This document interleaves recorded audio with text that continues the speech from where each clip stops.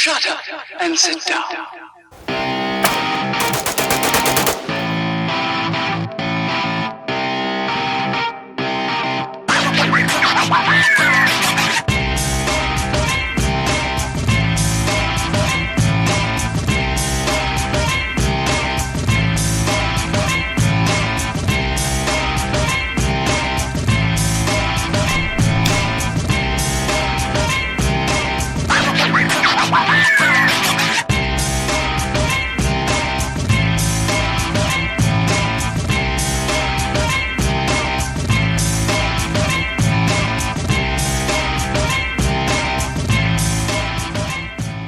Hello, everybody. Welcome back to the Fight for Liberty show. Today, we have an extremely special guest with us, former presidential candidate for the Libertarian Party, now candidate for Arizona Mine Inspector in 2020, Madam Kim Ruff.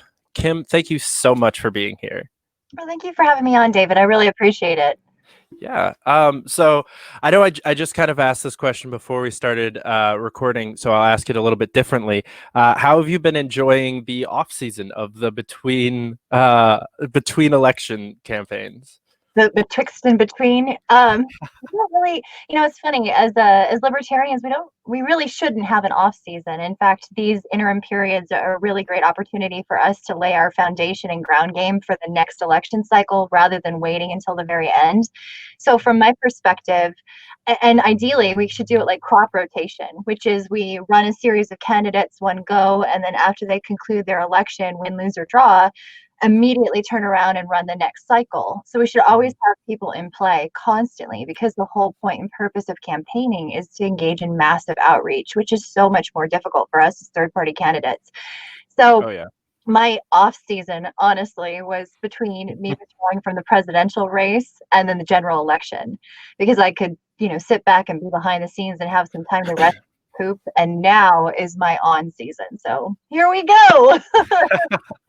Yeah, I could not agree more. I was actually just got into an argument about that in a caucus meeting the other day, because somebody said, well, what should we be doing during the off season? And I was like, what off season? We have this was a New York specific conversation. So we have New York City mayoral race this year. I'm like, we're not in an off season. We're going. Like, I'm on 3 campaigns right now. I don't know what off season you're talking about. maybe an individual off season, because it's so difficult being a volunteer. We have so many people that worked on my campaign that really just busted their butt trying to pull everything together and did an amazing job. But they should be able to have a bit of a respite, but that doesn't mean that Liberty itself has an off season. We have to be constantly in motion, not just as candidates, but even in terms of inter-party politics or sitting in the legislature and watching what bills are coming forward, being an advocate and lobbyist. So there should never be an off season for us if we're doing this right. Yeah. It should be like a changing of the guards, kind of a shift change every November. Like a relay. Like, we'll just tag out, like, you're in now. So hopefully in the very, very near future, we have enough active volunteers in a national network that we're able to really do that and allow for respite and not make them work 90-hour weeks. Yes. Oh God. And I feel so bad for them, because, it's the funniest thing is that whenever people talk about, someone's going to come in and they're going to get all this money and all this power, and anyone who's been in here for a minute is like, what money, what power? Right. Like, we go broke and we break ourselves emotionally, physically, mentally trying to do this because we care so deeply and passionately. So there definitely needs to be some time for R&R for a lot of our hard workers. Yeah, I give Larry Sharp a lot of credit, because when he was done with his first gubernatorial race, he spoke at the Manhattan Libertarian meeting that January, and he said he wasn't running again. He was like, the New York voters have spoken. He was done. Like, he was so done, and I could see it in his eyes. I could hear it in his voice. Like, he barely wanted to be at that meeting talking. He was just like, I got slammed. I lost to Howie Hawkins. Like, this is like, no, I'm not doing this.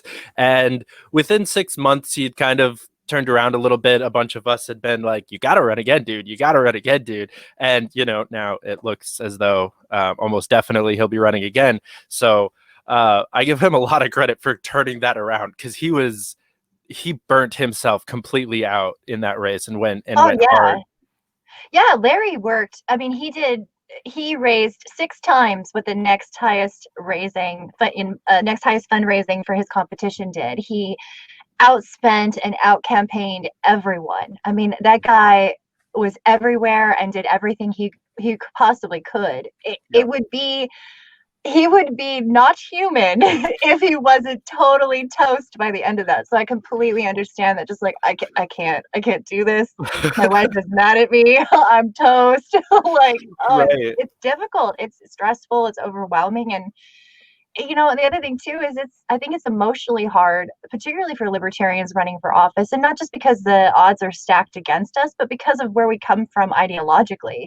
Like, we don't want to be in charge. We don't want to be your boss. We don't want to make these mandates or writs. We want to get it gone so that we can retire to our farm like Cincinnatus and just live our happy little lives. Like, I was perfectly content to stay under my rock. So you're already coming from that framework, and then to run for office is such a huge disconnect in a lot of ways. It's very, very hard. And people, even when you don't believe in having leaders or putting people on pedestals, people will do that to you, which is also kind of difficult. So yeah, I understand completely. After withdrawing from the race myself, I spent a lot of time navel gazing, kind of sifting through my feelings about everything, because there's a lot of stuff in there that I don't even think I realized how much you'd take on when we were like, yeah, we're gonna run. But Right. at least that opportunity it was an overwhelmingly positive one. I learned so much. I worked with some incredible people who are just fonts of knowledge and skill all across the country. And that really sort of prepared me to say, okay, now that I've learned these things, let's apply it on a local level. Let's run for a statewide office where I really know the lay of the land exponentially better than I do issues that affect 50 states and international relations. Right. So yeah. Yeah, president's a whole other ballgame of preparedness. Oh And yeah. I think I took the complete wrong approach when I finished up my campaign in 2019, because within a week I was living in New Hampshire working for Tulsi Gabbard and just back to working 80-hour weeks. I actually worked harder for her than I did for me, Yeah. like from the very beginning, and got like none of that like rest and think back on what you learned time period. It was just like, let's go learn more. Right. Can't stop, won't stop. I get Right. it. So something that I always like to cover the first time somebody comes on the show is kind of your political testimony and kind of how you came to believe what you believe. So I'm curious, like, who are 3 celebrities outside of the LP, so not Ron Paul, that kind of shifted you towards this libertarian mentality?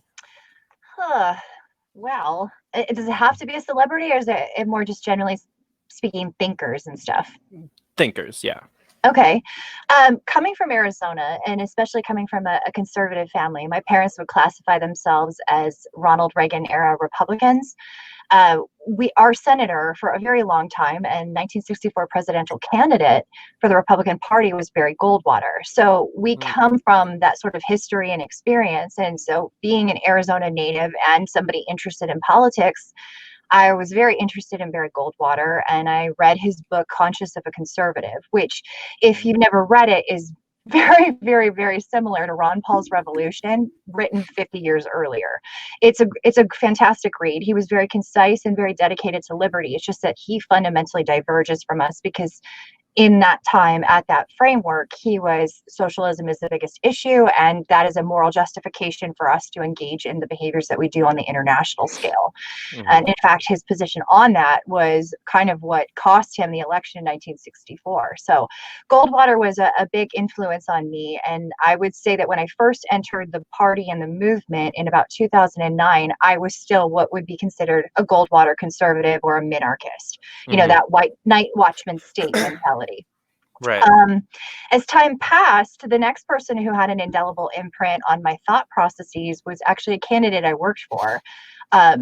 he is an anarchist. His name's Nick Coons, and he also hosted a show called Libertarian Solution with some of the people here in Arizona, which is, and he's a business owner and now a father. Congratulations, Nick. And he was such a joy to work with because we would have those conversations and dialogues. But that is automatically disqualified because he's in the movement. So, so I would say that probably around that same time that I was kind of going through this thought process and everything, Ayn Rand, and I don't consider myself an objectivist by any stretch of the imagination. And in fact, I have a real issue with how she treats the women in her narratives.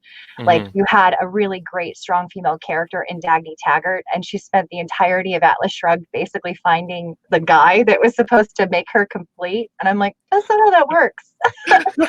But one of the things that really resonated with me was the discussion about all these entrepreneurs being systematically targeted and bullied by this over-regulatory mentality. And I come from steel fabrication. My family owns a business in South Phoenix, and that's actually what put me in direct relationship with the mines. And so they talk about copper mining in Atlas Shrugged, and they have Francisco de Acuña who owns these mines, and it's all part of this larger conversation. And right at the time that this was going on, we had the economic downturn. So it just really clicked, like what she had to say and what I was seeing and experiencing, being the daughter of a small business owner, working for my dad and working with the mines. I was like, this makes sense. This is a huge problem for our economy. And then the third would probably be Robert Heinlein. I got into science fiction a little late because I was a goth in high school, and I think I told myself, sci-fi is for nerds. The truth is I'm a nerd. And then a friend of mine introduced me to it, and I read a bunch of books, and one of them I read was The Moon is a Harsh Mistress by Robert Heinlein, which is just the best introduction, I think, for anyone who doesn't know anything about these concepts, about that spirit of revolution and that strong sense of self-ownership, and that what is right for people isn't necessarily what is classically defined or traditional.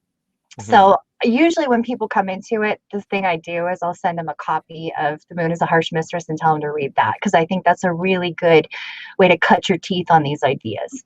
So those would probably be my three major ones. Barry Goldwater to start, then Ayn Rand, and then Robert Heinlein. That's awesome. I've definitely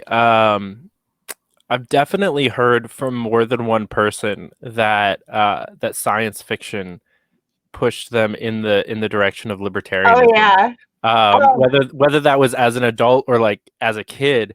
And I think even for me, I wasn't that big into sci-fi books, but I was a huge like Star Wars fan, and growing up praising this rebellious narrative, and then the government is evil, like the empire is trying to control everything. Sci-fi does a really good job at showing us what government can do if left to its own devices, and it scares people, and as it should. Right. Really, really good science fiction takes kind of what you're looking at right now and then walks it out about 2 or 3 logical steps. So it hangs together narratively for the reader or the viewer or listener, depending on what medium you're getting it from. But it hangs together because you can already see aspects of it that resonate or square up with your experience. Star Trek is fantastic. Like, Gene Roddenberry is a brilliant writer, so his stuff is great. Firefly is another really good one. Battlestar Galactica is, I mean, you could teach an entire college course about BSG and all the complexities in it. Frank Herbert's Dune is a really good one as well. There's tons of it. And even Kurt Vonnegut, who people would say typically leaned more left and was an author of absurdist soft science fiction because it focused more on people as opposed to technology.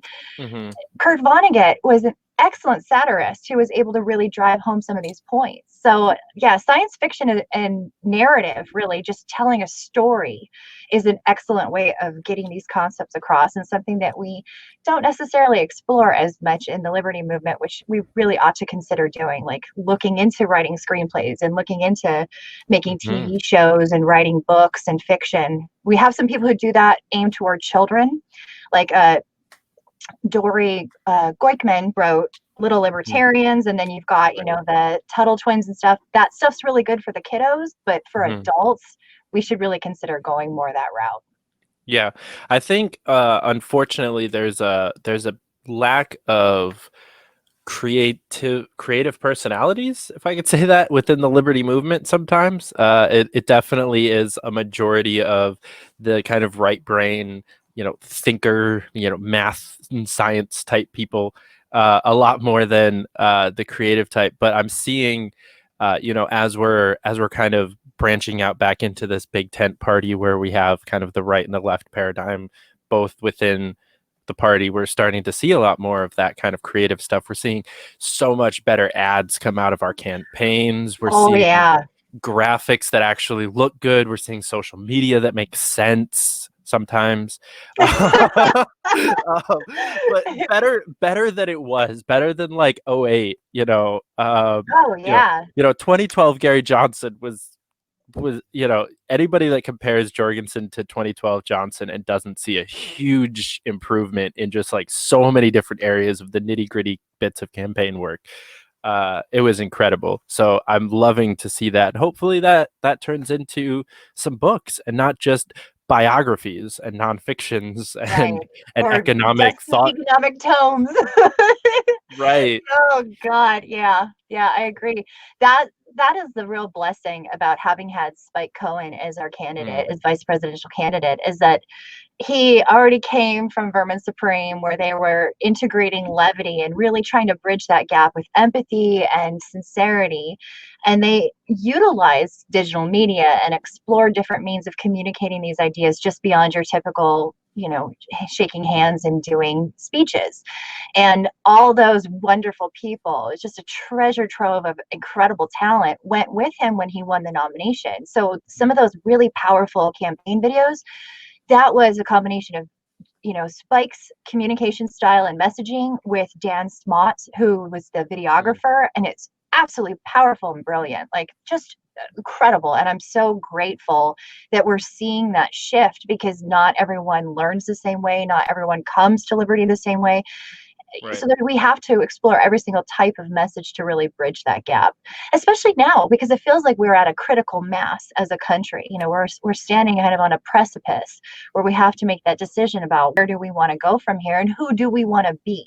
And we're very much at loggerheads with one another. So it's incredible. It's incredibly important that we bridge that gap as well and as hastily as we can, because I don't know what tomorrow will bring. Mm-hmm. Yeah, this has been, we're only a couple of days into the new year, and it's already been more interesting than all of 2020 combined.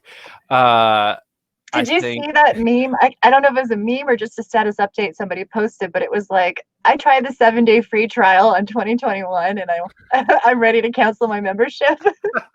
Oh my God. Same. I mean, kind of same, but also like some of it's been awesome. And something that has happened over the last couple of weeks that I'm loving is kind of this liberty unity message that's being spread around Twitter and other social medias, where we really have people kind of trying to drop this divisive BS and come together and be a united front, because we're watching the left eat itself and we're watching the right eat itself. So if the bottom can stay together, we'll be the only ones left. Yeah, right. Like, well, yeah, pretty much. Yeah, like they talk about this in a really great essay called it's by Albert J. Nock, and it's called Isaiah's Job. And in Isaiah's Job, he talks about how Isaiah is responsible for basically going out and communicating these ideas. And there's a concern that he's not going to necessarily be able to convert everybody to these beliefs. But that isn't actually his job. His role is to reach out to the remnant, because the remnant are the people who already get it, even if they don't have the words to articulate it. And they will be the people that we will need and lean on in order to build a much better future. So I see a lot of what we're doing now. I did before, but definitely now, given where we're at, as a matter of calling out to the remnant, telling them, like, these are the words, these are the ideas, this is what you already know. We're just giving you the tools to be able to put that out yourself, and encouraging you to get involved and be part of a much better future. So that's kind of where we're at, and I hope that we can continue moving forward in a positive direction. Yeah, I had Sam Robb on the show a couple weeks back, and we discussed how people with an evangelical background kind of have a little bit of an advantage when it comes to preaching liberty, because we already know the basic concept of like, you don't save anyone, Jesus saves them. You can't change their minds, God has to change their hearts. And if a lot of people fail to cross that over into politics, and that's why we have the evangelical right supporting Donald Trump. But a lot of the people that have come to the liberty movement from that mindset already have that in their head of, it's about just giving them the information and hoping that their hearts change towards how they feel about government. We're not beating them over the head with Ayn Rand books of like, government is bad, because that's Atlas not Shrugged is very thick. It is. Could do some whip them with damage. We the People or whatever. Or We the Living. That's the name of the book. Excuse me. But yeah, Sam and you are absolutely right about that. I do think that there's very much a spiritual imperative behind what we're doing, because it is a spiritual thing. We're not beholden to the laws of man. We're not beholden to the morality of don't do it because you're going to get in trouble. We're beholden to a much, much higher morality, a much higher ethical standard. And that is something that we carry with us regardless of what society we're in or what interaction we're having. So it is very spiritual, and it should truly be part of every single human interaction you have, whether it's with yourself, your family, your neighbors, your community, your employer, your employees, if you're a business owner. Like, this is something that needs to be a constant, and it is a journey to get there. So an evangelical or someone who comes from that perspective is going to recognize how it is a spiritual thing, that it is something that is a total person change, not just I guess it's like the difference between C&E Catholics and like the diehards, like you can't just go to church on Christmas and call it good. Like you need to carry these ideas with you always and exemplify them in everything you do. Yeah, it's going to be very difficult. I just earlier recorded an interview on somebody else's show who is a left progressive, and that brought me on the show because the whole point of it is like difficult conversations where we're not going to walk away from ever agreeing with each other. We were talking about like government regulations and stuff like that. And it's very hard for people to see any form of self-regulation or free market working when even the people that are preaching free market and self-regulation aren't participating in that. If those people are still shopping at awful companies, eating at awful restaurants, working with awful people, not giving to charity, not helping other people, how if we elect them or people of their mentality is somehow the world going to get better and business isn't going to be corrupt and government's just going to miraculously not be needed anymore? Right. No, you're absolutely right. Like I think that's something that people need to realize, is that freedom is not easy. Not, acquiring it and maintaining it is never easy. It's a constant daily process. It's like a commitment to sobriety, in fact, in a lot of ways. Like just the next 5 minutes, just the next hour, just the next day, you are constantly reassessing and reevaluating, and then course correcting. That's part of life. That's part of every single person's journey. And so in an ideal free world, we are going to be constantly vigilant and have to make those decisions all the time. It's a lot of work being an educated consumer, but it's necessary if you don't want to patronize businesses that engage in unethical business practices or don't take care of their workers, or don't engage in like QA/QC on the products that they put out and have lead-based toys. You have to make sure that you are researching all the time and getting your information straight and acknowledging where you're short on that and course correcting. So it is a lot of work, and it is something that we all need to participate in and can do quite a bit of right now. Even when the government is putting the squeeze on us, we still have the ability to make positive difference in our immediate world right now. Yeah, it's as simple as, starting to shop local, supporting small businesses, and then, just being a good person. Right. It's small things that, will inevitably impact the world for the better. you know, just propping up these evil corporations and then complaining that they make too much money makes no sense. The amount of people that I know bought like 80% of their stuff during COVID from Amazon and then go post about how Jeff Bezos made all this money. It's like, yeah, because you gave it to him. It's Oh not yeah, that difficult. It's how business works. You shopped there, he got rich. right. He had a It's superior simple. product or service, better business model. You patronized him, and then you turned around on the cell phone, the Apple phone that you bought from Amazon, to bitch online about how these oligarchy corporations are destroying everything. Like, you have a choice. I actually Yeah. watched, speaking of consumers and consumer vigilance and caveat emptor, I watched a really great docuseries called Broken on Netflix. And they were going through and discussing some of the issues in various different industries. The first episode pertained to cosmetics. There's a lot of counterfeit cosmetics that are being flooded into the marketplace because we have this sort of push with digital media and everything to wear all these superior products, really do the makeup up. Not just women but men, various individuals are really getting into cosmetics. And so there's this desire to have certain cosmetics because they're the creme de la creme in people's estimation. And so people who can't afford that or can't access, because they are kind of creating an artificial shortage of it, some of these business, which is their right to do, they can withhold their product and only put out so much to create a higher demand.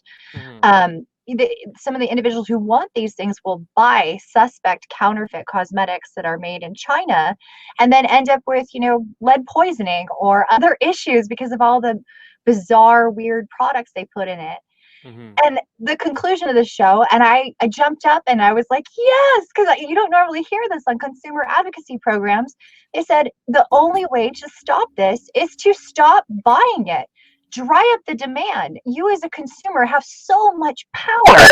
As one single individual, you have so much power to be able to say, yes, I support this, or no, I don't, with your paycheck.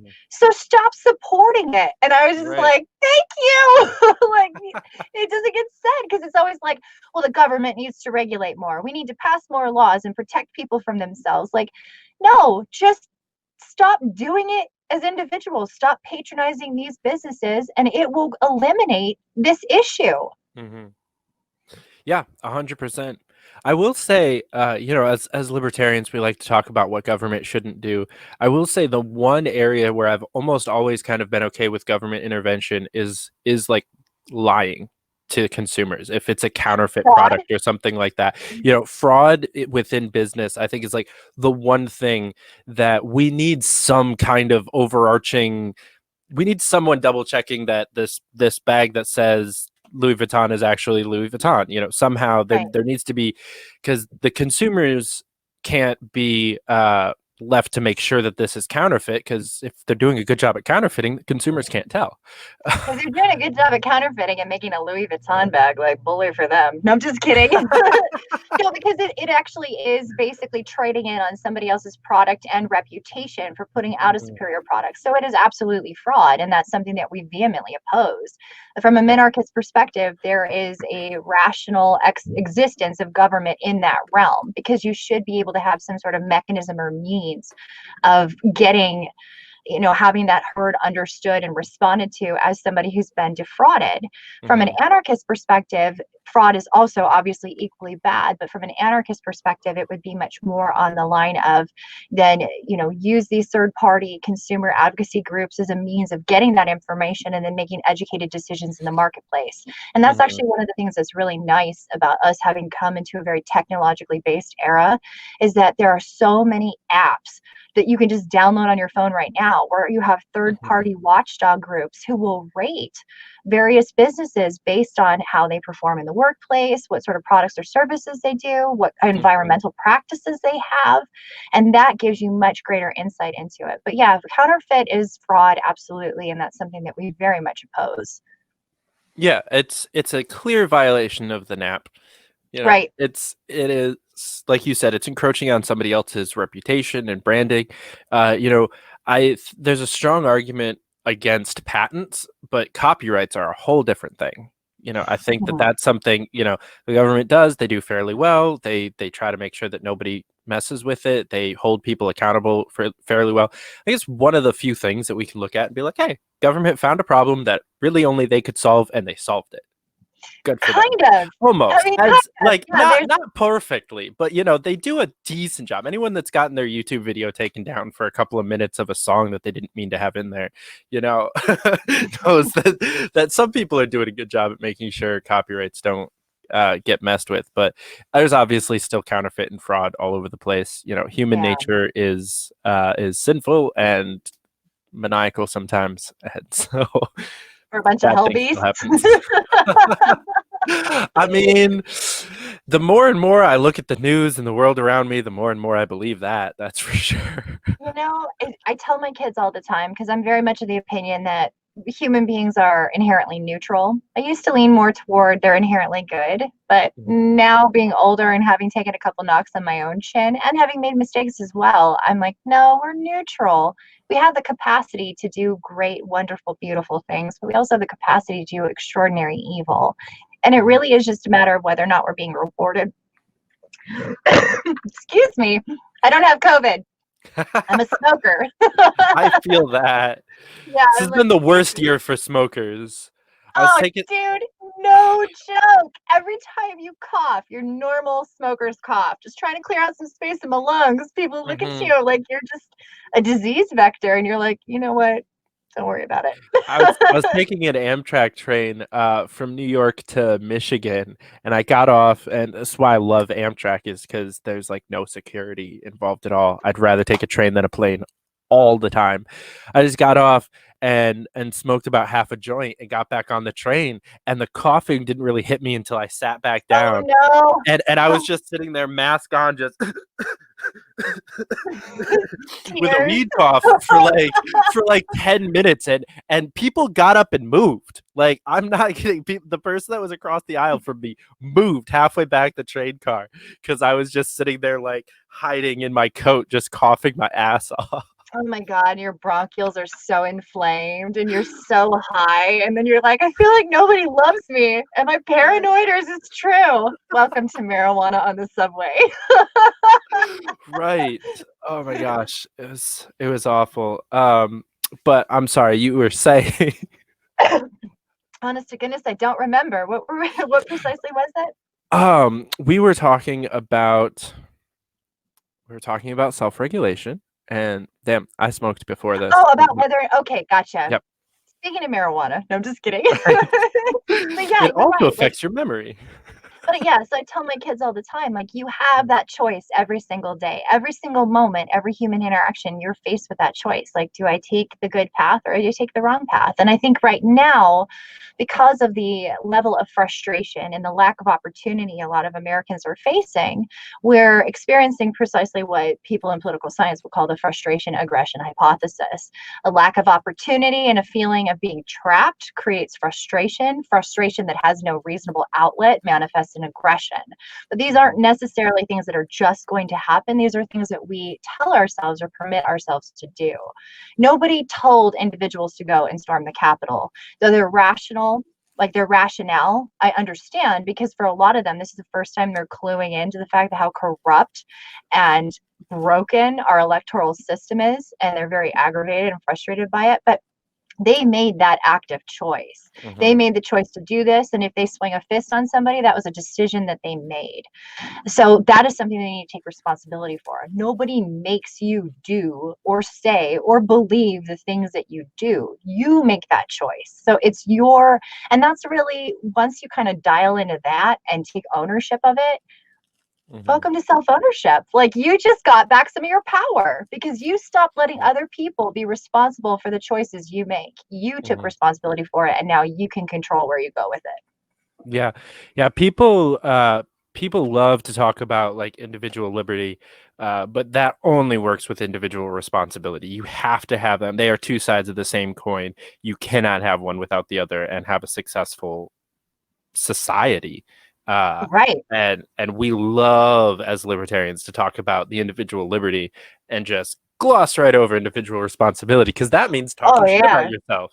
That means like being a good person. That means like eating food that's good for you and caring about your body and your family and your neighbors. And that's a lot of work. It's so much easier to just blame everything on the government and say, if we didn't have all of this government, everything would be better. It's just so much easier. Right. Yeah. It's actually kind of I really feel like that is sort of that hurdle or line of demarcation between just being angry and immature to being angry and mature. You know what I mean? Like, that's a lot of people come into this because they're like, I have seen directly how these policies or programs or beliefs that are perpetuated through government have negatively impacted me or someone I love. So that's step one. But then step two is the part where you start to acknowledge you do have control over. And then step three is the part where you start to control it, where you ask yourselves all the time, just because I can doesn't mean I should. And so that's the critical part. And of course, the other thing is recognizing that as much as some of us might like to be an island of ourselves, that is neither realistic or even in line with human nature. We are social creatures. We need to have each other in our world. Maybe not on top of each other to the extent that we are, and certainly not forced together. But we do need to have people around us. And because we are community and social creatures, we have a responsibility and a duty to be good people for everyone else's sake too. So that's a whole evolution of thought. And it admittedly, like, I only just arrived to some of it relatively recently, despite having been in this since 2009. Spent a lot of time yelling about what sucked, not so much time translating that to, well, what can I do right here, right now, to make myself a better person and the people in my world healthier and happier. Yeah, I definitely think that was another way that growing up in the church helped push me towards the brand of libertarian that I am, is because I grew up in the church, but hating the church because it was bureaucratic and it was it was the government, it was everything bad about the government was within the denomination of church that I went to, of just bullshit politics and over conservative like viewpoints on things, where we were blurring the lines between morality and legality and like what we should act like, just all of this dumb stuff. People that are divorced can't become elders or deacons in the church, women can't preach, like all of this kind of political BS. And I was like, this isn't helpful. This isn't saving people. This isn't saving people's lives or souls.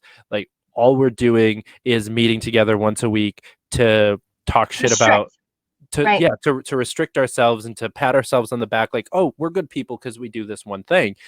And as soon as I joined the Liberty movement, I saw basically the exact same thing, and it was pretty easy for me to kind of carry that hatred of the bureaucracy from the church to the government, then to like the LP itself, to and just be like, bylaws. you guys are just as shitty. Like, we need to fix this too, because we're still not saving people's lives or souls by arguing about abortion laws. That's not helpful. Right. No, there's a very good point. Like, I think that's one. I was actually just talking to somebody else about something similar today, because this person was vocalizing some frustration with the factionalization in party inherent in caucuses. And I was saying, well, with caucuses, they are an intra-party organization and their primary focus is on the party itself. So naturally, they're going to spend all of their time discussing what's going on with the party and the movement. But that's only a small bit of it. There's so many other ways to approach this. And I feel to some extent sometimes where we lose our way a little bit in the Libertarian Party or the Liberty movement writ large is where we get so set on our variant of it or our way of doing it and insist that everybody else do it the same. We're missionaries, but we have different places to go with our mission. We have different means of getting that mission out there. Some of us are better at being candidates. Some of us are better at being communicators. Some of us are great at running media, but maybe not so down with hanging out with bylaws. And some people are all about bylaws, and God bless them, because that is not my jam. Mine either. Oh God. But yeah, I mean, that's just as long as you understand that everybody has their own important critical role to play and that no one answer is the right one. When we settle in on this is the only way to do it and then insist everybody else do it with us or the same, that's where we get mired in that sort of analysis paralysis and that inability to move forward. Like, let the bylaws people horse around with the bylaws. Most of them will do it just fine, and usually most of it won't even affect you. Let the people who care about this particular arena put their energy and time behind that, and then you do you, boo, and stop Mhm. trying to convince everybody else that they have to have the same exact path. In fact, I think that's like the great irony of all of this is that most of us come to a point where we recognize that in our individual journey in life, we have to figure out what our path is. And it's not necessarily going to be the same. And we advocate for greater freedom because it permits multiple different paths to be taken. There is no one singular answer to any of it. Right. And there's no one, we have experience and wisdom accrued from tradition and what our predecessors have done, but that doesn't necessarily mean that that is the right answer for us. So greater freedom means greater opportunity to explore and find the right path. So why does that become our overarching understanding, but then on a microcosmic scale, we don't seem to get that? Like, Right. yes, we have many multiple paths, but there is only one way to run the party. Like, please, that's just absurd. Yeah, I don't understand. There's two big like cognitive dissonant things that I see within the LP, and they're both basically the same, but one's within caucuses and the other's within candidates, is this idea of like forcing people into liberty. Mm-hmm. The You're gonna love candidate, it. I'm gonna right? make you, and you're gonna love it.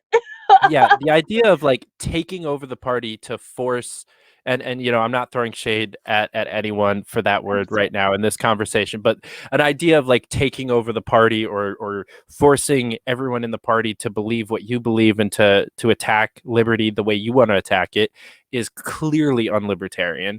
And running on a platform of executive orders or like on day one I'm gonna blank, is just as unlibertarian. The president of the United States can't do a whole bunch of things that we want to do on day one as the president. They can't just end the Fed, end the wars, end the war on drugs. That's not the president's job. That's executive overreach. Like, Yes.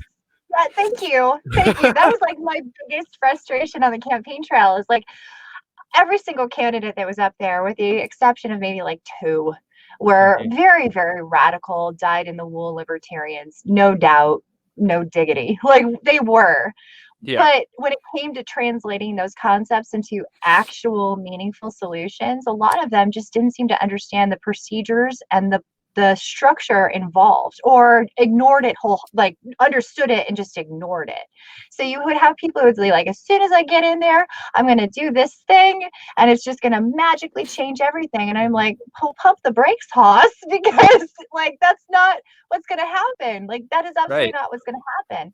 I actually spent a lot of my time on the campaign trail talking about basic civics, which is no knock on anyone. I had to do a brush up on it myself, and I had pretty decent coursework here.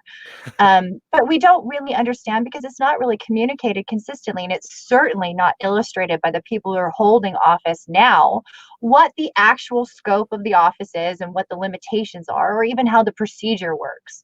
Like there was a joke when Trump took over office. There's this hilarious meme of him saying, like, when you got 3 weeks to learn how the Constitution works, but you know a guy, and it was him sitting there next to the bill from the Schoolhouse Rock. Like, oh my God, that was so good. It's But so accurate too. it totally is, but it isn't just him. I mean, you have people right now who have been holding office for 20, 30 years who still don't totally understand how it works or care. Yeah. And they will do whatever they're going to do because they have the crown, they have the coat. And that's absurd. So I spent a lot of time basically saying, somebody asked me like, well, what's your position on abortion, for example?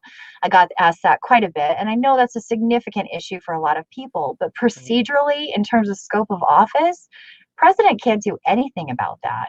President can have an opinion and I guess go and give a State of the Union talking to Congress about it. But when it comes to implementing or making any meaningful change, there's nothing that the president can do about that. You have to show on a state level a harm and then kick it up to the Supreme Court to have them revisit and potentially overturn Roe v. Wade if that's what you want to change. That's it. It's a legislative thing. It's a judicial thing. It is not an executive thing. So, the only argument that could be made is that you would possibly nominate pro-life justices that would then if that Be got kicked sympathetic up, to that. Yeah. it would vote to overturn Roe v. Wade. It's one of my favorite things about Trump, is that so many people voted for him on this one specific issue because they believed that he was going to nominate pro-life justices. And everyone he nominated, everybody was like, yeah, we're going to overturn Roe v. Wade. Yeah, yeah. And then every single one of them got confirmed and went, Roe v. Wade stays. Right. Like within 48 hours of being a Supreme Court justice, all three of his nominees said Roe v. Wade stays. And people kept voting for him. People still voted for him in 2020 on this point after watching him confirm 3 pro-choice justices. Right. Yeah. I will say, Blows though, me I away. do like the most recent one that he appointed. I like the fact that she's very much an original intent, and it keeps things very close to what's the constitutional basis, because even though that's not ultimately the ideal for an anarchist, that is at least a good first step to returning back to something that we used to be before we even explore the rest of it. So I actually do kind of like the votes that his candidates have been putting for, or his appointees have been putting forward. I like what I'm seeing from that Supreme Court. So yeah, even Kavanaugh has not been nearly as bad as everyone thought he was going to be. You know, I'll make no comment on who he might be as a human, because I'm sure. I mean, just looking at him, like, I get the vibe. Like, yeah, sure, he was probably a complete asshole in college. Like, no doubt about it. But you know, if he's going to be a half decent Supreme Court justice, you know, that's what I'm worried about right now. He's already confirmed. He's already there. You know, right. and now Yeah, we no, just I have to worry about understand. how he votes. Right. Yeah. Contextually, in that very specific role, I like what I'm seeing from him. And as far as the balance of it, I don't know enough, nor have enough information to even comment or have an opinion on who he is or his character. So yeah, I get you. I do. That is a sticky ground to walk, because it's always like, this person's a piece of shit, and you have to have feelings about it, and you're just like, I don't know if there's enough information there, or if the information that I'm being given is even accurate. Like, that's it's tough. Yeah, Those are it is difficult tough. situations. I felt kind of the same way about Trump towards the beginning. It was like a lot of the people that I know that voted for him, you know, they fully believe that he's committed sexual assault. They fully believe that he's, you know, screwed people over in business, that a bunch of his businesses have gone under. They know the facts. They just don't care because they don't see that having anything to do with anything about being president. Like, Right. does it matter that he is a pig when it comes to women, when it comes to foreign policy? Does that actually matter? I guess it depends how he treats Angela Merkel. Right. You know, and I think he definitely has exhibited the ability to be objective in a lot of his isms. You know, he's clearly said a lot of things that are sexist, a lot of things that are racist, a lot of things that are xenophobic and nationalist, but he's demonstrated an ability to not say the wrong thing when he really shouldn't. You know, he's still able to work with people of color and with women and, you know, get things done. I'm not a fan of Trump, but at all. But I think he definitely showed a degree of separation between his preconceived notions of like all Mexicans are rapists, and then, you know, how he actually acts, which is slightly better, which is kind of weird. Normally, it's the other way around. People usually act worse than they talk. Yeah, no, that's, God, this is like the shittiest thing about us being in this particular climate right now, is that you can't have a balanced, nuanced conversation about anything. So it's almost like impossible to say, well, there are some positives. There Right. are some things that Trump did that were good. He's not across the board just terrible. There are some things that he did disastrously. There's some things that he said that were right on the money, and there's some things that he said that were absolutely horrendous. Like, he's a human being. He's going to be as dynamic as any other human being, as complex and dynamic. So there are positives and negatives to everyone. But yeah, apparently, this is a difficult conversation to have, particularly as a libertarian, because you're expected to just like hate everybody. And I'm like, well, I don't. There's nuance. Like, he was in office for 4 years. There were policy. That's a lot of policy. That's a lot of positions. That's a lot of decisions. A lot of attitudes, beliefs, and actions to cull through to really have an understanding, an accurate understanding, and a fully fleshed out portrait of an individual. So I can't just say, because I don't like the policies that he holds in this one arena, or because of something that he said that pissed me off, that he's just across the board a terrible human being. And the same thing is true of Joe Biden. Kamala Harris, on the other hand, I'm not entirely convinced. Yeah, I think she's just a terrible human being all the way to her core. You know what? I gotta say, like, that has been my biggest concern is, not that obviously, and it should go without saying, I didn't want either Biden or Trump to win. I didn't want either to continue or to maintain that role. But I have much graver concerns about Kamala Harris taking over that role, given her history as a prosecutor and many of the policies that she holds. I find her downright scary. I really do. I find There's her a reason scary. she was one of the first people to drop out of the Democratic primary. Nobody really liked her. Right. She couldn't get the traction. She was an Obama pick. And then when they turned around and they brought her on to be the VP pick because she checks a couple of superficial boxes, and it has nothing. And now we have the architect of civil asset forfeiture and his minority prosecuting sidekick basically telling the entire minority population, don't worry, we're on your side. Like, you guys are responsible for both putting forth legislation and then enforcing legislation that was fundamentally biased against minorities, and yet you're going to use she's a minority and she's a woman, so therefore we're on your side. Like, what a great hat trick you just pulled right there with the electorate. Like, way to go. You really did it. Yeah, I'm a little bit impressed, to be honest, that they got almost 80 million people to buy into that bullshit story that Joe Biden and Kamala Harris are better for minorities than Trump. Right. Well, it's just because of that narrative that they put forward, where it was like, Donald J. Trump is the walking embodiment of all things evil. And if you don't want to have a second, Nazi Germany, then you have a moral responsibility and a duty to get to the polls and vote for not Trump. Like, that was their whole push. I mean, I can't tell you, like, it was exhausting, the phone calls and the ads on TV and the ads on podcasts. I mean, it was just this deluge of, we are in a terrible time. Like, we just had Pearl Harbor happen all over again. They were like, we need to band together as Americans and galvanize and vote. And you're just like, okay, but for him, like, this is not better. It's just the opposite side of the same damn coin. It's funny you bring up Pearl Harbor, because I literally heard it on ABC News last night that they were comparing Pearl Harbor, 9/11, and the attack on the Capitol as like the three greatest historic attacks on U.S. soil in this, like, in the last century or whatever. Like they were literally comparing this to Pearl Harbor, like point blank, saying that this was like an equal attack on American democracy to Pearl Harbor and 9/11. Jesus Christ, what a load of horse shit.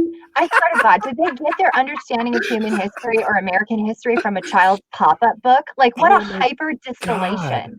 Right. I mean, first of all, 4 people, was it 5 folks? 5 folks died at the storming of the Capitol.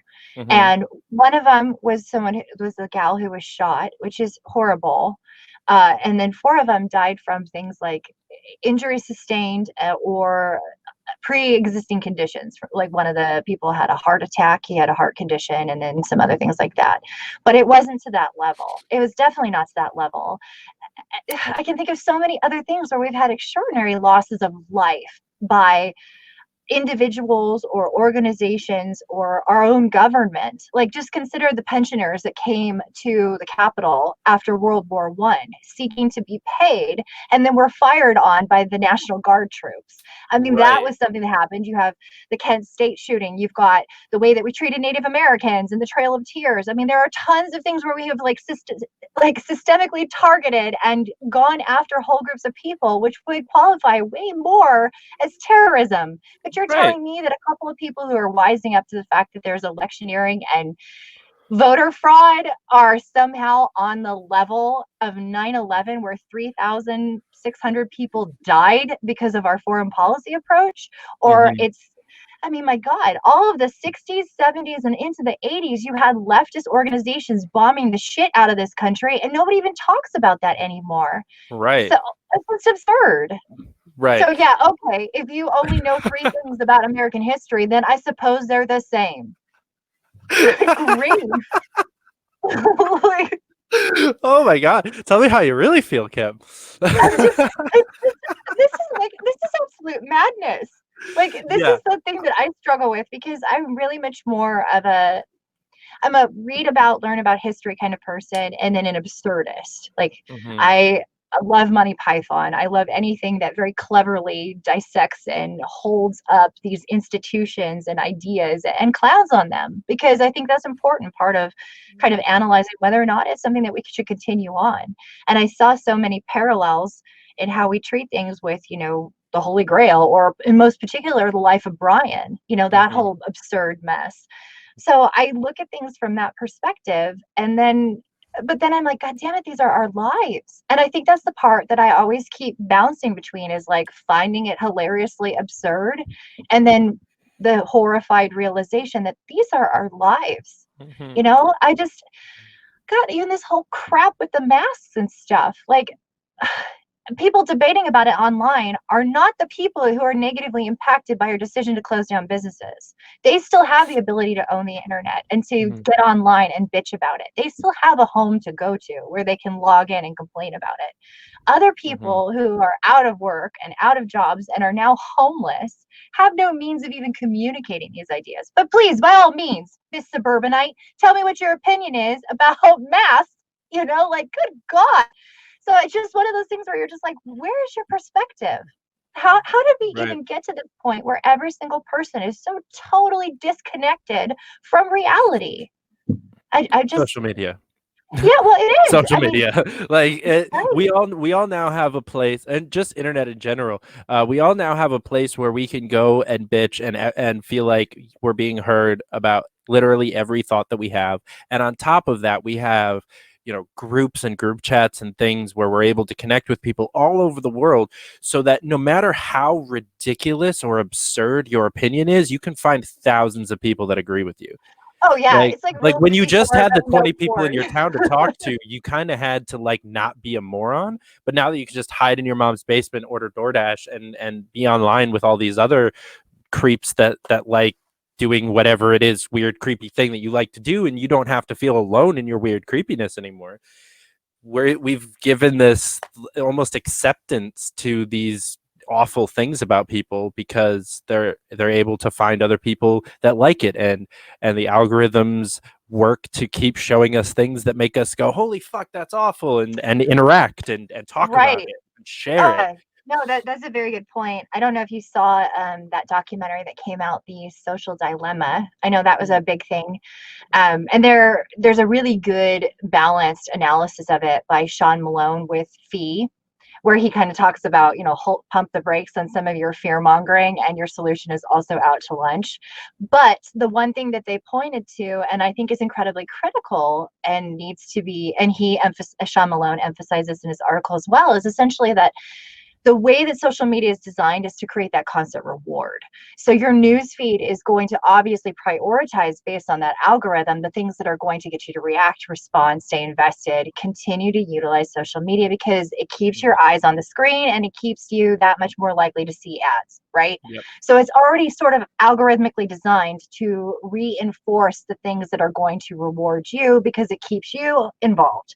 So we get to this point where we're distilled down to an echo chamber, and we're only seeing information that pertains to or supports or substantiates these pre-existing beliefs, because it's that reward for us. So, and in fact, one of the things that they said in the documentary that I thought was so on the money is, you could have 2 people who essentially hold the same political ideologies, come from the same economic background, same experience, living in the same household, have the same damn friends, and see totally different news feeds, because of the way the algorithm works. Yeah. And because you're constantly having these things reinforcing your beliefs and supporting your beliefs, and you're only seeing content that is going to get you to feel a certain way, or reward you, validate you, you are crowding out all other information. And you start to believe that that is capital T truth. Mm-hmm. And because you have so many different people with disparate news feeds who rely on that for their information, then you have all these other people who are operating off of a completely different set of facts than you. So if you're not even on the same base level anymore, don't even have the same base things like the sky is blue and the grass is green and our planet is a sphere, you turkeys. If you don't have the same basic information and you don't have those same foundation, how in the Sam Hill are you supposed to be able to communicate anything above and beyond that and arrive at a equitable compromise? You can't, because they're in some other planet altogether, which was used to be reserved for acid. So, you know, And like it's funny it's a because when scary you do place. acid, all of this just seems so meaningless, and you actually go in the opposite direction, I feel like, and become more unified and more loving and caring. Oh So, yeah, because yeah, then you're just like, we're all part of this big, beautiful tapestry. Everything is interconnected. Like, especially when you look at the way that nature functions, and then you're just like, oh my God, our solar system is like one single molecule and a much more significant organism. And holy crap, we could be one tiny atom in the eyeball of a cyclops. Like, it's beautiful and amazing because there's so much that's beyond our comprehension. So it really is exciting. But then you're just like, but here we are warring and stabbing and fighting and hurting, and we barely understand even what we're on or what we're doing. Like, I feel like we're just nothing but a bunch of sophisticated apes that like have technology that massively outpaced our little, you know, simian brains. it's because And we don't know how to handle it. it's because we criminalized psychedelics, so our brains couldn't grow at the same speed as our technology did. Vermin needs to run again, and it needs to be on a platform of LSD for everyone. Get your shit together, America. There we go. Yeah. I went on a fun mushroom trip the other day. I texted my best friend. I was like, you know, you're tripping when you ask yourself the question, why does reality exist? Right. Right. Yeah. You drill way back. Like Oh now you're yeah. all the way back to Descartes, where you're like, okay, I think, therefore I am. And, you know, I have all these senses, but what if my senses are faulty? Like, consider the fact that a dog doesn't see in color, and that's his reality, but we see color. But what if our color's limited? I mean, there's people that see way more color. Like, yeah, there's so much stuff we don't understand. And I think the older I get, the more I learn, and the more I realize there's even more things I don't understand. I'll never be able to know it all. Oh yeah. Which kind of rolls back into the whole reason why I'm even a libertarian in the first place, is even with that level of study and research and dedicated effort applied to anything, there will always be room for growth. You will never have all the answers. And because no single person, not even John Stuart Mill, who was once considered the smartest man in the world, not even John Stuart Mill had all the answers. And in fact, later in his life had a completely different perspective or position. So doesn't that kind of beg the question, if no one person is ever going to have their hand on all the truth at all the time, is anyone ever qualified to make decisions about your life? Even if we did it by committee? I don't think so. 100%. Could not agree more. So I do want to give you a chance to plug your campaign a little bit, but first I want to. Like right after talking about acid. But before you talk about your actual campaign, I just curious, what exactly is a mine inspector, and why do you want to be the Arizona mine inspector? Right. Yeah, this is actually where I get really excited about this, because and don't even feel bad for a second about this, because there are quite a few people in Arizona who don't understand what that role is, are often surprised every 4 years when it shows up on a ballot. They're like, what the hell is this? Basically, what a state mine inspector is. So we are the only state in the union that has this as a statewide role. No other, it's an elected position, it's a statewide thing, and it's unnecessarily partisan.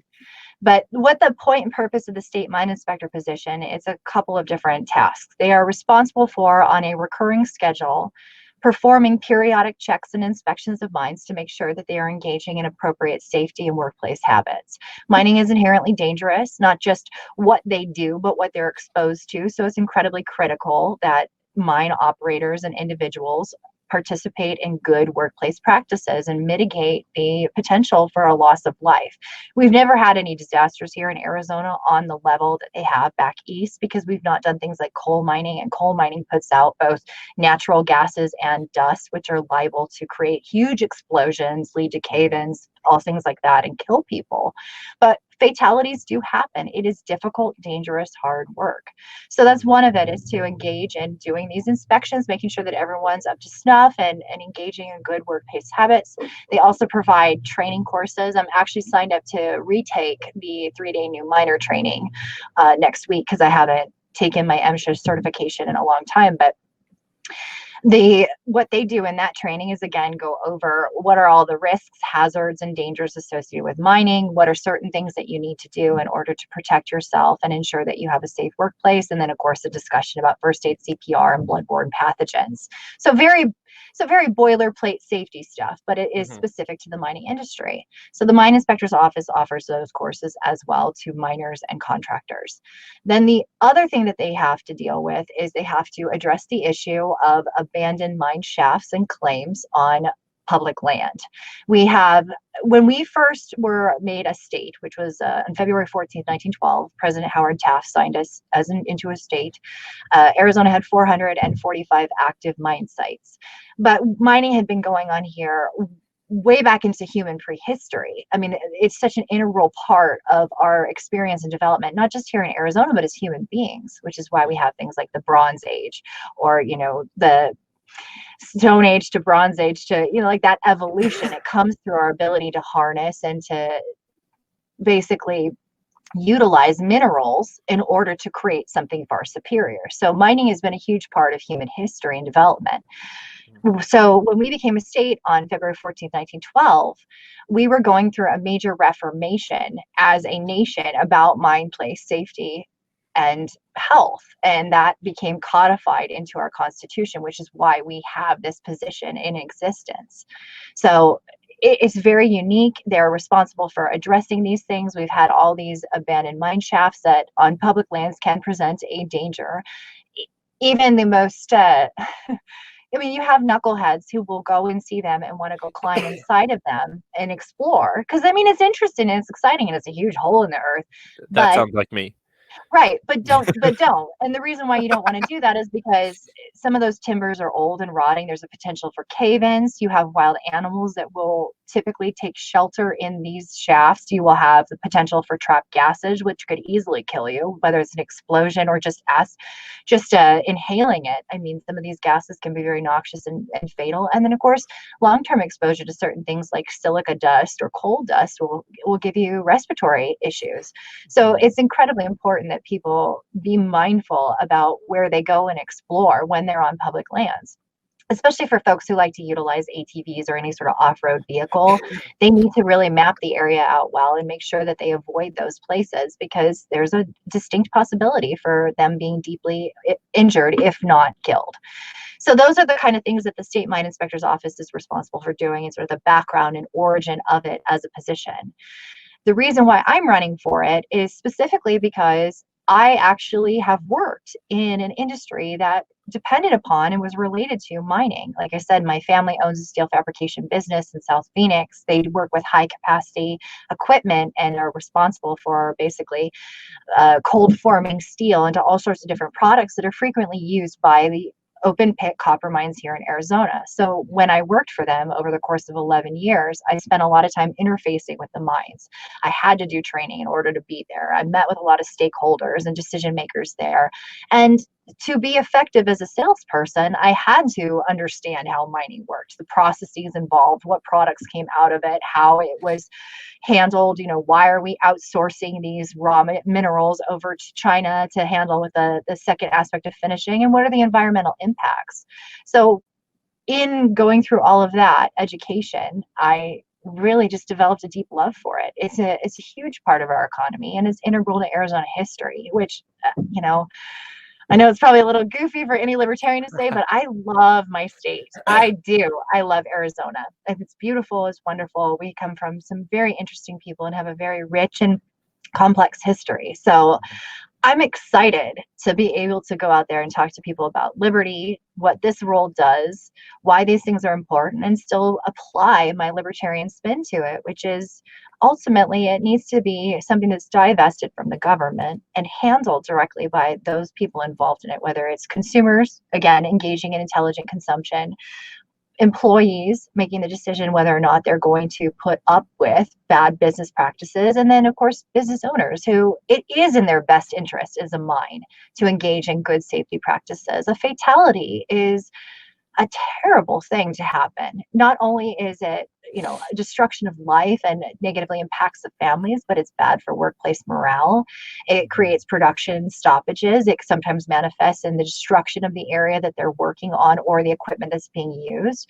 It's not a good thing across the board. So I do think that there's an opportunity to divest some of that control from both the federal and the state associations and put more of that into the hands of the individuals where it belongs. So my main platform, my main pitch to people is that we predated MSHA, which is the Mining Safety and Hazard Association, by about 65 years. And yet MSHA is the one who's responsible for oversight of us. And my feeling is, I don't think so. Like, we were already taking care of it before you came along and decided to tell us what to do. So all you're essentially doing is creating a redundancy where state mine inspectors are already going to be looking at these things. The individuals in the department are already looking for these things and telling business owners and operators where they need to make that change. Do we really need MSHA to also come in here and apply those fines and fees and potentially bankrupt or cripple these industries just because they also have some sort of writ or mandate to do so? It's redundant and unnecessary, and it's exactly another example of where there's just too much government in our business. That's probably the most coherent platform I've ever heard from any politician. Right? Ever. Like, that was even better than your presidential platform. Like, that's just like straight on the money. There's nothing to be said against it. It's great. It's funny because I was actually telling a friend of mine, for a long time, I've worked in fabrication. And so I know so much about that and steel fabrication. And I also know a lot about plastic fabrication. I actually worked for 2.5 years for a company that worked with the semiconductor industry, which is another company that utilizes the elements and chemicals that are extracted from the earth using mining and also creates a huge environmental footprint. So I know a lot about that. But I've never been able to apply it in any meaningful way to anything political that I do because it was always much more boilerplate. Typically, we end up talking a little bit about economic issues, depending on who you are, a lot about social issues, and then not really touching on the complexities of these particular industries. So this is the only role that you could possibly create where it would somehow seamlessly blend these two seemingly disparate parts of my life together. Like, it's almost like accidentally, and not of any, like, there was absolutely no deliberate choice when I was like 14 where I'm like, I'm gonna be a state mine inspector. But every choice that I've made, all of these roads lead to giving me this unique perspective and seeing a totality, both as an elected official, so I've got the political end, and as the actual role and scope of office, which I've got the professional end. So I'm excited. I think it's going to be a lot of fun, and it's already been a joy. And I can't really go the comedy route because some guy beat me to it with this vampire thing, which is like the cutest thing I've ever seen. So oh my God. I need to find him. I think I found a LinkedIn profile or a Facebook profile for him. So I'm going to write him and be like, hey, buddy, just because it was so cute and funny. Like, why can't I play in the abandoned mine shaft, mommy? Because Joe Hart hasn't gotten rid of all those vampire nests. Like, what? Oh, God. But yeah, that's also illustrative of how little people understand about this role. That, like, you do have people who run completely bananas campaigns for it just because they're like, what the hell is that? It's supposed to be about those vampires. You could go the Denver airport route and talk about like the secret cities that you're building in the mine shaft. You know what? Okay, so Oh God. So I have a joke, and I don't know how I'm gonna roll this out. I very well may, just because it tickles me so much. But I told you one of the things we have to deal with is the abandoned mine shaft thing, right? Hmm. And I was like, well, what's a way that the state mine inspector's office could do that by either reducing or completely eliminating the taxpayer burden? And I was like, well, we could do like a sponsorship. Somebody could sponsor a shaft, kind of like they do the Adopt a Highway. Hmm. Or we could have a situation where you could basically say, okay, we're doing crowdsourcing for anyone who wants to contribute to buy the materials necessary in order to, properly cover this shaft so that people won't accidentally wander onto it. And then I was joking about like, well, what if we did a thing like we could, you know how like when somebody wants to donate some money to the zoo and they'll get like a commemorative brick with their name on it and it'll be put in the pathway. I was like, what if we did that? Like, well, like for $50, we'll take a brick and we'll engrave your name on it, spray paint it with the color of your choosing, and then throw it in the hole. Like, That's great. how many bricks can I put you down for, David? Like, That plays into something that I've been thinking about a lot lately because my parents, for some unknown reason, as well as my boss, have who's done this for a while, but my parents just recently gotten into like Ancient Aliens on the History Channel, oh yeah.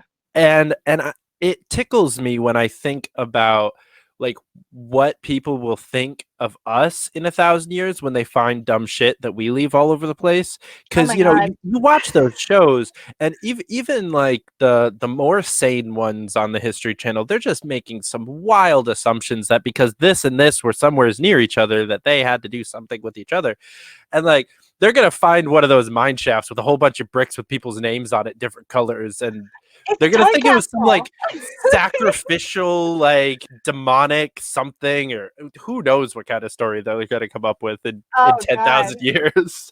Right? That's what I was thinking too. I was like, it'll be a time capsule. Like 500 years from now, people are digging around in the dirt and they find all these bricks with names engraved on it. It'll be like a little memorial to you guys. So Right. yeah, it's your legacy. It's to fill a hole in the Arizona dirt. But then the other, yeah, it's funny that you say that about the History Channel and all the ridiculous things what will be assumed about us based on some of our own experience and the assumptions we made about other cultures. I always think with our penchant for cat memes and emojis, they're going to think that we're like Egyptians part two.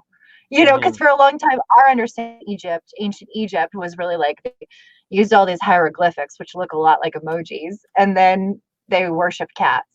And also, they made these giant, beautiful tombs for dead people, which Egyptology has evolved. There's different thoughts and theories about that now, but it's like they're going to look at us just like that. Like, oh, they only communicated in this complex system of emojis and emoticons and love them cats. Like, of course, they no longer exist. That's Right. like that's the precursor to the end of the empire. So, Oh my gosh, that's great. you Yeah, empire. maybe all those hieroglyphics, they didn't actually worship cats. They were all just memes. That's all it was. Maybe, yeah. I'm like, it was probably just basically like a code way of saying like Netflix and chill. So, Oh my gosh. All right, before we wrap up, I want to give you an opportunity to tell people watching, how they could get involved either with the LP in your area or with your campaign or anything else that you're involved in. So okay. let's go. Well, first, I would like to clarify that even though I have a sense of humor and I like to make jokes, I am actually very serious about this run, and it is something that I intend to do well and correctly. So I do want to say that, like, I don't want people to think that they're going to elect a knucklehead. I will do my level best to do the job well and correctly and with the right amount and appropriate amount of seriousness that it deserves, which it does. It's a significant thing, and there's significant issues at play. If you'd like to learn more about me, I encourage you to check out my website, which is yournextmineinspector.com. If you don't Nice. believe in your own product, you can't convince anyone else to. So that's why I'm doing the hard sell. I You can love it. find me on Facebook at Kim Ruff for Arizona State Mine Inspector. I also have an Instagram, Twitter, on my LinkedIn as well. It gets into the meat and potatoes professional resume so you can better handle on what I've actually done. And if you are interested in getting involved in the party here, you can check us out or find your local county affiliate. We will be having our state convention on January 23rd at the original Enchiladas, spelled A-U-N-T, second word C-H-I-L-A-D-A, apostrophe S, at Squaw Peak Parkway. So if you're interested in going, it is going to be the 23rd of January at 9 a.m. at the original Enchiladas restaurant on Squaw Peak Parkway. All right. It's funny. That's our state convention also is on the 23rd for New York. Enchiladas? I wish. I wish. Ours is not in person because we live in a communist hell state called New York. Oh, yeah. Yeah. Oh, God. Oh, that'll be fun. Yeah. We did last year's state convention on Zoom. This one, like, oh my God, it'll be a mess, but we'll see how it goes. That's tough. The best thing sometimes about going to those in-person conventions is they allow you an opportunity to kibitz with people. Like you get to stand around afterward and talk to folks and network and mix and mingle. And it's a really good way to kind of put to rest some of those misapprehensions you might have about other individuals and really get to know each other well. It's always an incredibly rewarding experience. So it's a shame when we're not permitted those opportunities. Yeah, it's very hard to dislike someone that you shared multiple drinks with and shared a hotel room with or carpooled to the convention with. There are so many opportunities for these conventions to break down barriers within the party, and forcing us to only do them online has definitely been I've watched it kind of tear apart the state party here in New York a lot, where we're just not the communal group of friends that we were 3 years ago. So it's rough. But well, if Larry does decide to run for governor again, that will be a really good opportunity to kind of bring some of those people together again. Galvanize behind a singular mission. So. Yes, I'm very excited for 2022. I'm excited for 2021. We have some pretty awesome local candidates across the state. We have an awesome candidate for mayor in New York City. And then I think that we can lay some really good groundwork for a volunteer base and a fundraising base for Larry when he's running again next year. So I'm excited to see that happen. I'm excited to see what you do in Arizona. That you have a very, like you mentioned, very unique opportunity to be the most qualified person for this job in a really real way, not just the way that libertarians keep saying. Not libertarian qualified, but legitimately qualified. Yeah. Like I actual... my presidential run. Yeah, I had no business. I was like, don't do it, guys. All right. Well, thank you so much again for coming on and having this conversation with me, guys. Thanks for watching. I hope to have you back on pretty soon. Oh my gosh. Thank you so much for having me on. It was a hoot. You have yourself a good one, and good luck to all you guys in New York. All right. Thank you. All right, guys. I'll catch you next time on the Fight for Liberty show.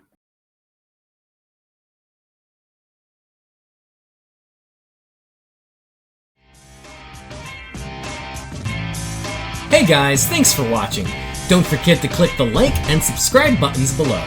Follow us on Facebook, Twitter, and Instagram at Fight for Liberty, and support the channel at patreon.com/fightforliberty. And as always, keep up the fight.